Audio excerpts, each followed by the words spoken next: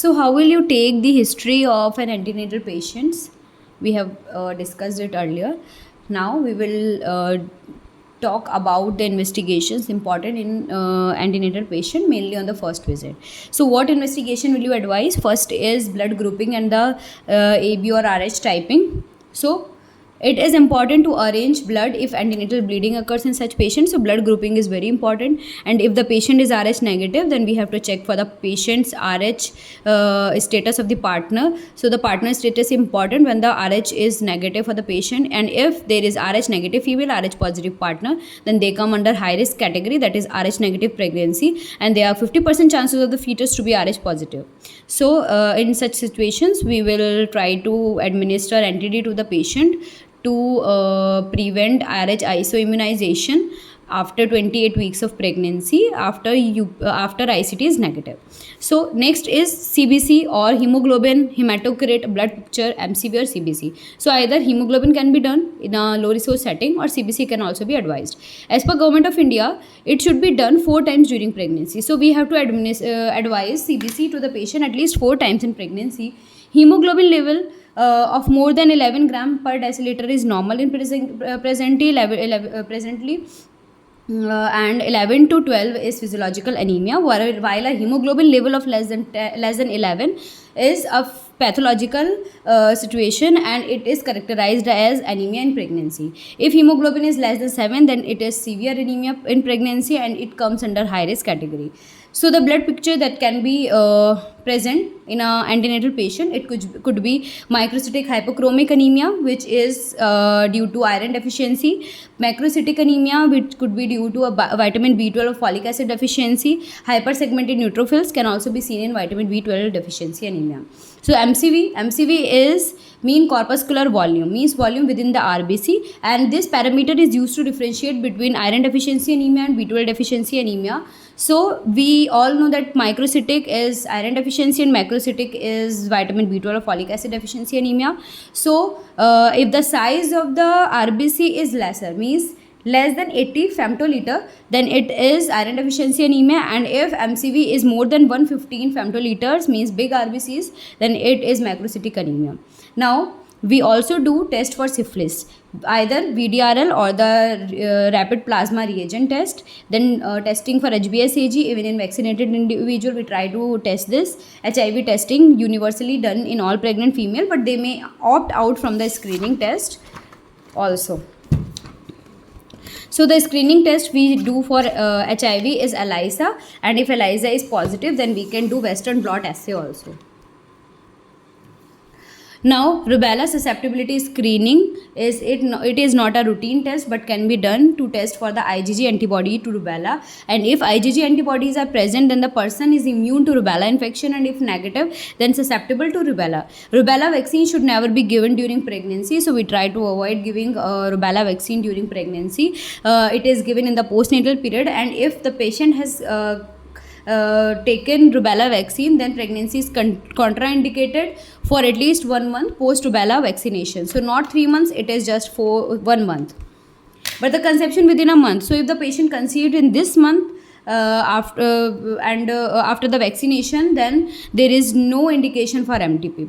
Now we also try to test the patients for gestational diabetes. So we have 2 tests. First is under DIPSI guidelines, and it is most commonly done, which is known as the GST or the glucose stress test. We try to do it in the first antenatal visit to diagnose pregestational diabetes mellitus, and we repeat it at 24 to 28 weeks to diagnose for the gestational diabetes, as insulin resistance is maximum at this gestational age.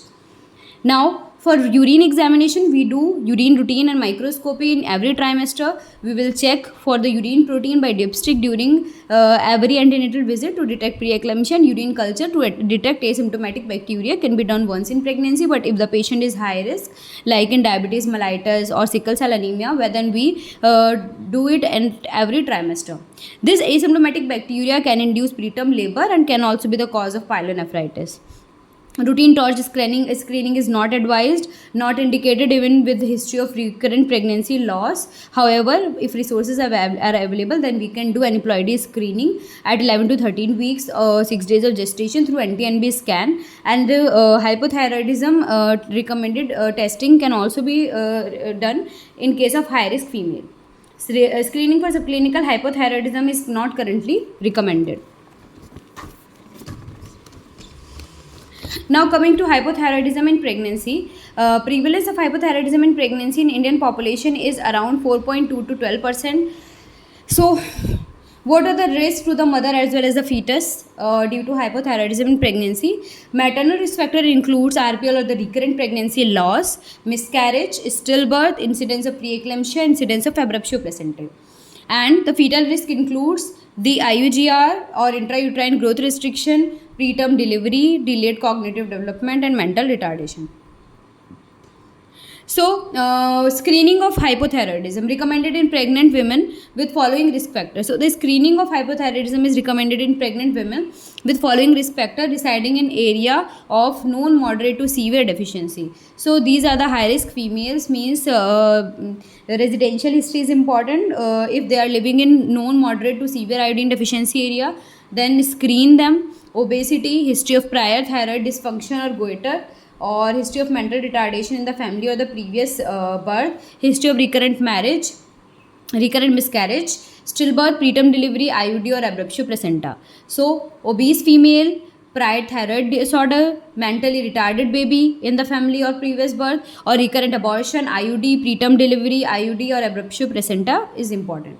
So, what is the diagnostic criteria in pregnancy? TSH levels in pregnancy is less than non-pregnant state, because TSH is reduced in pregnancy. So, TSH levels in trimester, first trimester levels are 0.1 to 2.5 milli-international units, second and third trimester it should be less than 3, and first trimester it should be less than 2.5. What is subclinical hypothyroidism? Serum TSH between 2.5 to 10 with normal free T4 concentration. So, if TSH level is between 2.5 to 10, then it is subclinical hypothyroidism with normal T3, T4 levels. Overt hypothyroidism is when the TSH levels are more and also the free T4 levels are less. TSH more than 10 international unit per liter, irrespective of free T4 level, is overt hypothyroidism.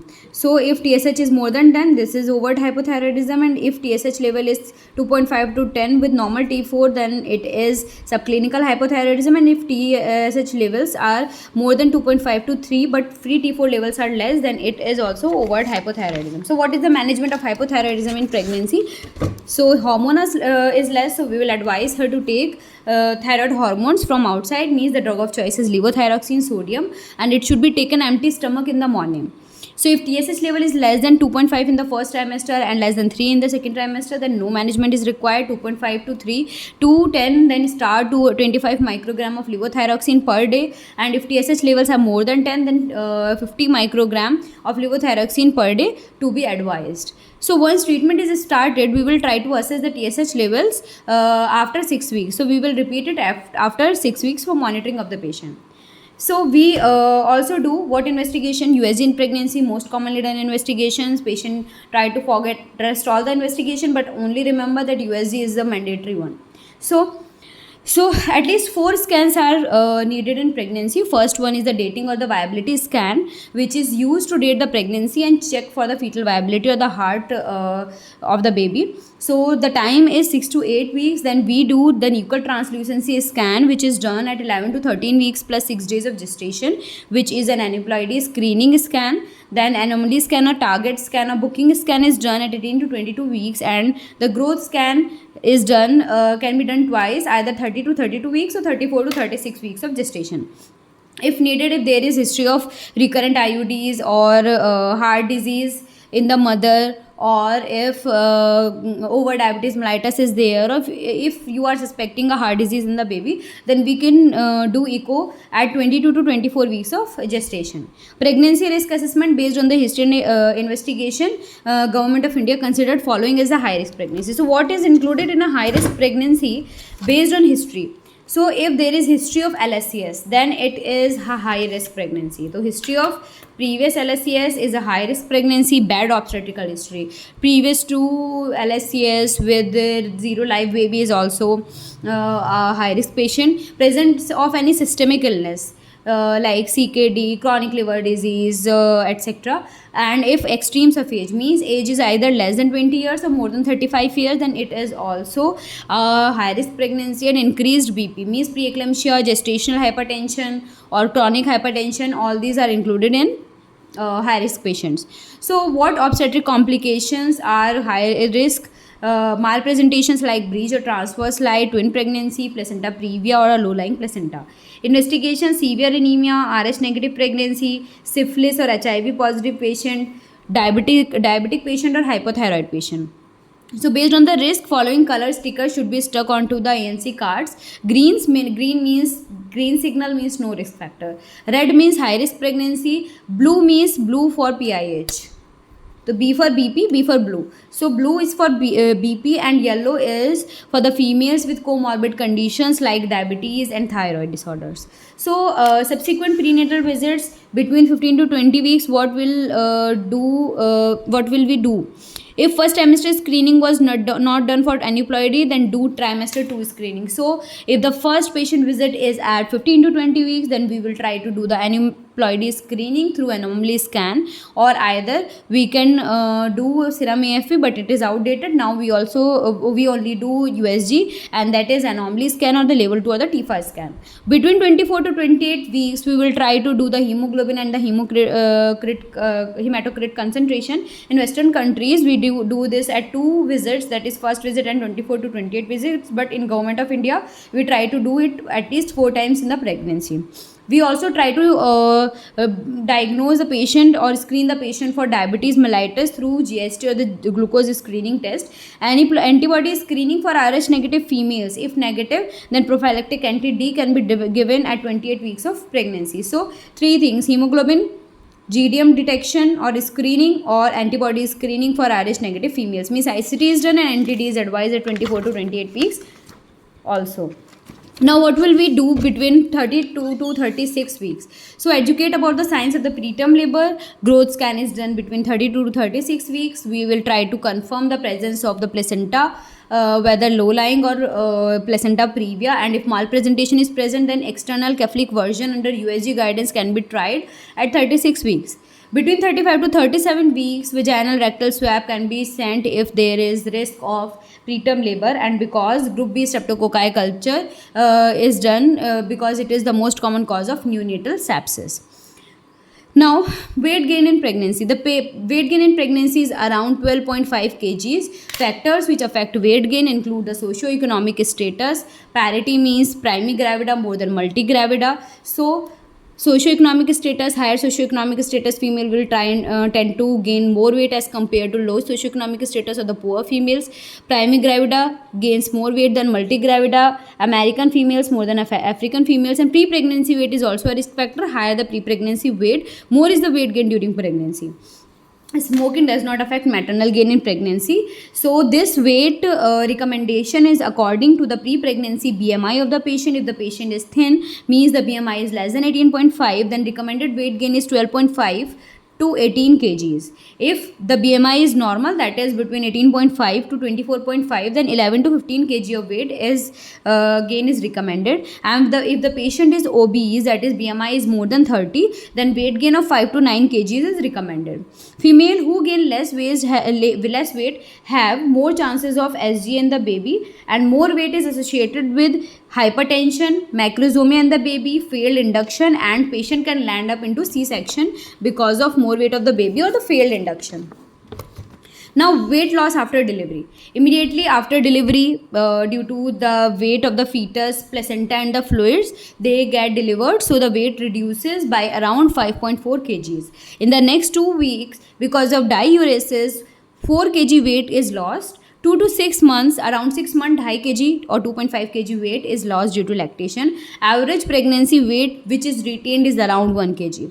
Now, coming to calorie requirement in pregnancy Pregnancy requires additional 80,000 kilocalories, mostly in the last 20 weeks. So, in the last 20 weeks, 80,000 kilocalories required, ACOG, and AAP, that is American Association of Pediatrics, recommends 100 to 300 kilocalorie per day additional calories.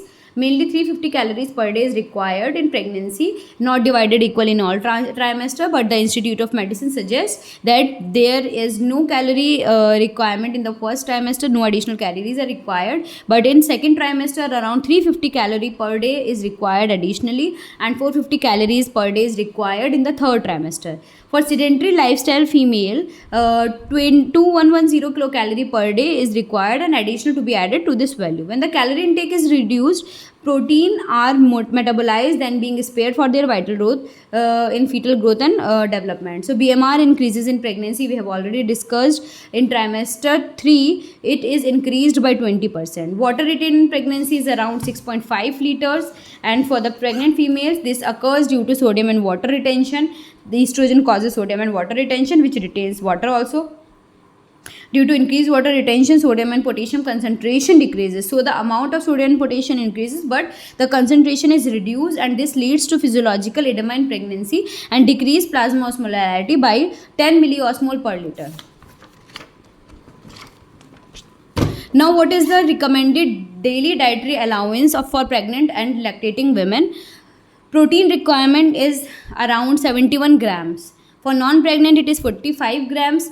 Trimester 1, no need. Trimester 2, plus 10 grams. Trimester 3, 20 plus 20 grams. So, on an average, protein requirement in both pregnant and lactating women is around 71 grams. Carbohydrates are required extra 175 grams and 210 grams. Fat 28, calcium 1000. Lactating female requires slightly more calcium, around 1200 milligrams, and iodine requirement is 250 microgram per day and 280 micrograms per day. Coming to folic acid supplementation, the dose of folic acid to prevent neural tube defect in pregnancy, for a prophylactic dose, it is 400 micrograms per day, and for therapeutic dose, that is when patient is having a history of neural tube defect in the baby previously, the dose increased to 4 milligrams per day. So 400 micrograms per day and 4 milligrams per day.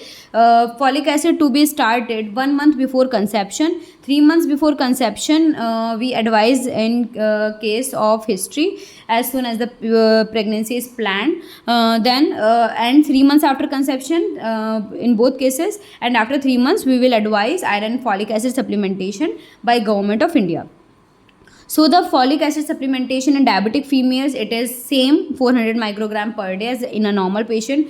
And if patient is on anti-epileptic drug, then therapeutic dose in a dose of 4 milligrams per kg, 4 milligrams per day on an anti-epileptic drug as per Williams 26 edition, 400 microgram per day with all anti-epileptic drugs except valproic acid, phenytoin and carbamazepine. So these are the most teratogenic drugs, that is valproic acid, phenytoin and carbamazepine. In these conditions, we advise 4 milligrams per day. Rest all anti-epileptic drugs, we can go with 400 micrograms per day. To treat megaloblastic anemia, the dose of folic acid is 1 milligrams per day, and if sickle cell anemia is there, then we can advise 5 milligrams per day. So 1 in case of megaloblastic, 4 in case of anti-epileptic drugs or previous history of neural tube defect. Treat sickle cell anemia 5 milligrams per day, and the normal dose, or in a diabetic pregnant female, the dose is 400 micrograms per day. Iron supplementation in pregnancy is through iron and folic acid tablets, and they are used to treat and prevent the anemia in pregnancy, which is a physiological anemia.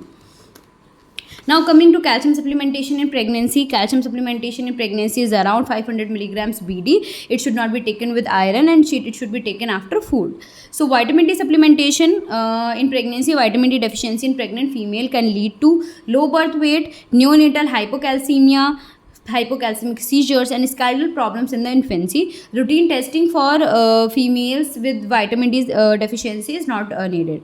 So what are the risk factors? As we Indians get limited exposure to sunlight. South Asian origin females, including Indians, low vitamin D in diet, no fish, egg, or meat, and pre-pregnancy BMI is more than 30 is also a risk factor. So if there is deficiency, then we advise 1000 to 2000 international unit per day supplementation. Fish oil capsules, DHA, does not improve cognitive development, hence not recommended. So vitamin D is recommended mainly in case of high risk patient. Now coming to vaccination in pregnancy, all live attenuated vaccines are contraindicated in pregnancy, but killed and toxoid vaccines can be given. So TD vaccine, we know TD vaccine includes tetanus and diphtheria. It can be given in pregnancy. The number of doses are 2. The first dose is given on the first antenatal visits, and second dose is given after a gap of 4 weeks. If there is history of immunization or last pregnancy has occurred 3 years back, then patient had to receive 1 dose only. And if the pregnancy occurred after 3 years of having a last baby, then 2 doses are required. 2 booster doses are required. Then coming to Tdap vaccine. Tdap vaccine includes tetanus toxoid, diphtheria, and pertussis, also known as acellular pertussis. Time interval is 27 to 36 weeks. It is given as a single dose in all pregnant females to protect newborn from the pertussis also. Influenza vaccine, the number of doses of influenza vaccine is 1 dose IM. It can be given during flu seasons, October to May, regardless of the trimester, and can be given in any trimester.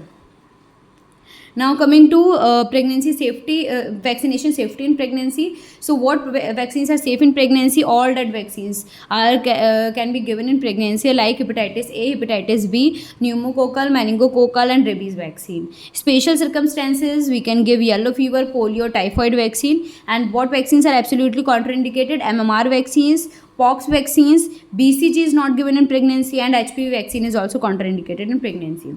So for exercise, we encourage regular moderate exercise of 150 minutes per week. Walk, stationary cycling, or swimming is recommended. So what are the contraindications to exercise in pregnancy? If patient is having a lung disease or a heart disease, there is risk of preterm labor. If cervical cerclage is done, multifetal pregnancy is there, and bleeding is there, then we don't advise exercise to the patient. In our case of obstetric complications like PIH, placenta previa, or poorly controlled diabetes, exercise is contraindicated. IUGR, morbid obesity, anemia, and epilepsy.